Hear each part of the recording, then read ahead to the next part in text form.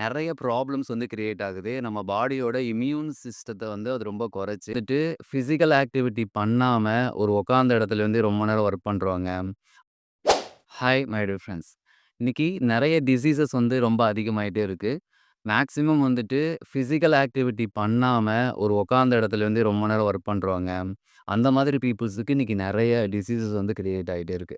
இதுக்கு ஒரு மெயின் ரீசனா என்ன சொல்றாங்க அப்டின்னா, ஒரு ஹார்மோன் இருக்கு. அத வந்து கார்ட்டிசால் ஹார்மோன்னு சொல்லுவோம். அதோட இன்னொரு வேர்ட் என்னன்னா, ஸ்ட்ரெஸ் ஹார்மோன் அப்டின்னு கூட சொல்லுவாங்க.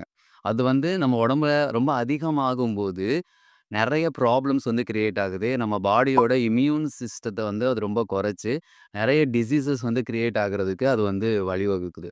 அது வந்து எந்த சமயத்தில நமக்கு குறையும் அப்டின்னா, நம்ம நெறைய எக்சர்சைஸ் பண்ணும்போது, நெறைய பிசிக்கல் ஆக்டிவிட்டி பண்ணும்போது, நெறைய ஸ்வெட் ஆகும்போது தான், அந்த ஸ்ட்ரெஸ் ஹார்மோன் அப்டிங்கிறது நம்மளோட பாடிய விட்டு வெளில போகுது அப்டின்னு சொல்றாங்க.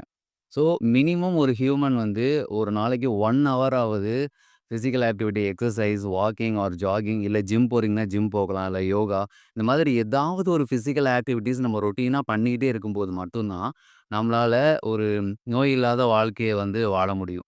இன்னைக்கு நம்ம ஒரு பைக் வாங்குறோம், லக்ஸரியான பைக். அத வந்து 6 மந்த் ஒன்ஸ் நம்ம சர்வீஸ் பண்ணிக்கிட்டே இருக்கோம். ஆனா, அத விட காஸ்ட்லியான ஒரு இன்ஸ்ட்ருமெண்ட் என்ன அப்டின்னா, நம்மளோட பாடி. அத வந்து நமக்கு ஃப்ரீயா குடுத்தனாலவோ என்னமோ தெரியல, நாம அத வந்து கண்டுக்கிறதே இல்ல நெறைய பேரு.